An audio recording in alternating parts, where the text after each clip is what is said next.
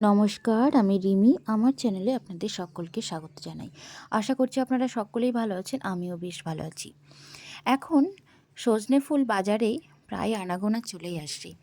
আজকে আমি ভাবলাম সজনে ফুলের একটা নিরামিষ রেসিপি আপনাদের সাথে শেয়ার করি। দুর্দান্ত স্বাদের হয়। নিরামিষ দিনে এইভাবে সজনে ফুলের রেসিপিটা একবার বাড়িতে বানিয়ে দেখতে পারেন। প্রথমে দেখো সজনে ফুলগুলো ভালো করে বেছে নিয়েছি আর তারপর ধুয়ে নিয়েছি। এখানে সবজির মধ্যে দিয়েছি বেগুন, আলু আর শিম আর একটা টমেটো। এই সব কিছুকে ছোটো ছোটো টুকরো করে কেটে নিয়ে ভালো করে প্রথমে ধুয়ে নিতে হবে।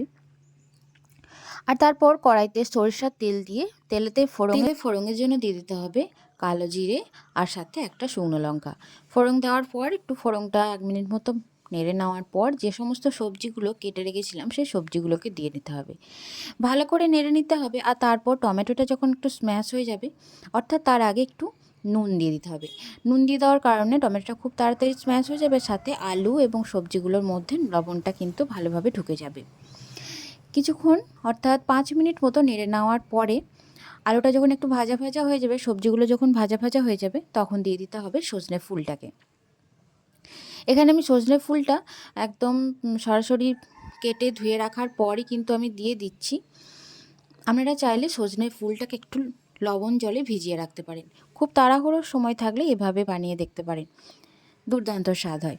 তখন সজনে ফুলটা দিয়ে দেওয়ার পর আবারও ভালো করে নেড়ে নিতে হবে। আর তারপর দিয়ে দিতে হবে হলুদ গুঁড়ো, কাশ্মীরি লঙ্কা গুঁড়ো, সাথে দিয়ে দিতে হবে স্বাদ মতো লবণ। সব কিছুকে দিয়ে ভালো করে নেড়ে নিতে হবে। ভালো করে নেড়ে নিতে হবে।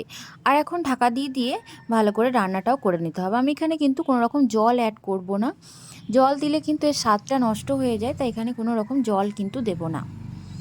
এই বসন্তকালে নানা রকম রোগের প্রকোপ বেড়ে থাকে, বিশেষ করে এই সময় নানা ধরনের সংক্রমণের সমস্যা হয়। ঋতু বদলের জন্য বাড়ে সর্দি, কাশি, জ্বরের আশঙ্কা। তাই এই সময় সজনে ফুল খাওয়াটা খুবই জরুরি। ইমিউনিটি বৃদ্ধির পাশাপাশি হাড়কে মজবুত করতে সাহায্য করে এই সজনে ফুল, তাই এই সময় সজনে ফুল খাওয়াটা খুবই উপকারী। তার সাথে দেখো স্বাদ মতো লবণ দিয়ে দিয়েছি। ভালো করে নেড়ে নিয়ে ঢাকা দিয়ে দিয়ে খুব আস্তে করে গ্যাসের আঁচ করে কিন্তু রান্নাটা করে নিতে হবে। অন্যদিকে একটা মশলা পেস্ট করে নেব। এখানে তার জন্য নিয়েছি 1/2 চামচ মতো কালো সর্ষে, 1/2 চামচ সাদা সর্ষে, 1/2 চামচ পোস্ত, তার সাথে একটা শুকনো লঙ্কা। জল দিয়ে ভালো করে পেস্টটা করে নেব। তারপর দিয়ে দেব। এই রান্নাটা লো ফ্লেমে করলে জলের কোনো প্রয়োজন পড়ে না, তার জন্য কিন্তু খুব ভালো স্বাদও হয়। আমরা অনেকেই কিন্তু এই সজনে ফুল খাই না, আবার অনেকে খেতে খুব ভালোবাসে। কিন্তু এই সজনে ফুলের মধ্যে কিন্তু নানা গুণ রয়েছে।